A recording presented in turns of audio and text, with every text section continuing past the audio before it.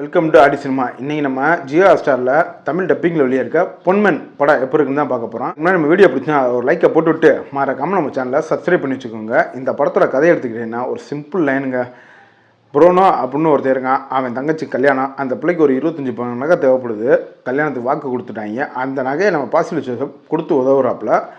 இதுக்கப்புறம் இந்த நகையை அவர் திருப்பி வாங்கினாரா இல்லை அந்த நகைக்குண்டான காசை திருப்பி வாங்கினாரா அப்படின்னு சொல்கிறது இந்த படத்தோட கதை. இந்த படம் எனக்கு ஓகே தாங்க பட்டுச்சு. ரொம்ப டீசெண்ட் வாட்சாக தான் இருந்துச்சு.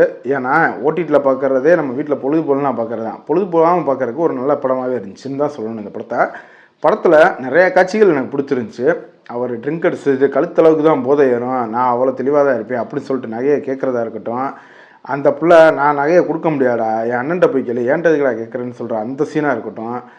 கடைசியில் இவங்க எல்லாத்தையும் விட்டுட்டு இவங்களெல்லாம் மன்னிச்சுட்டு அந்த பிள்ளையோட புருஷன்ட்டே போய் நம்ம ஆள் கேட்பாப்புல காசை.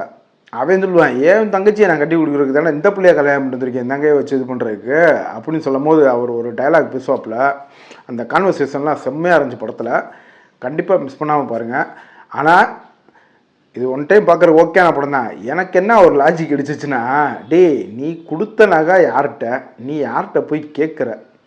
பெரும்பாலும் ஒரு பிள்ளைய நம்ம கல்யாணம் போட்டு வரோம், நம்ம வரதட்சணையாக கேட்குறோம், கேட்கல, அது வேறு பிரச்சனை. ஆனால் ஒரு பிள்ளை நகை போட்டு வருதுன்னா அது நமக்கு சொந்தம் தான் சொல்லிக்கிடுவாங்க எல்லாருமே, யாராக இருந்தாலும். அதுதான் இயல்பு, இந்த உலகத்தோட நியதியும் அதுதான். ஆனால் எதுக்குடா அவனை போய் தொந்தரவு பண்ணிக்கிறக்க? நீ கொடுத்தவன்ட்ட தானே கேட்கணும், எதுக்கு இவனை போய் தொந்தரவு பண்ணுற அப்படின்ற ஒரு லாஜிக் மிஸ்டேக் நமக்கு தோணினாலும் படமாக பார்க்கும்போது ஓகேவாக இருந்துச்சு. இப்போ இது உங்களுக்கு ஜியோ ஹாட்ஸ்டாரில் தமிழ் டப்பிங்லேயே அவைலபிளாக இருக்குது. ட்ரை பண்ணால் ட்ரை பண்ணி பாருங்கள். இன்னொரு வீடியோ சந்திப்போம். Thank you friends.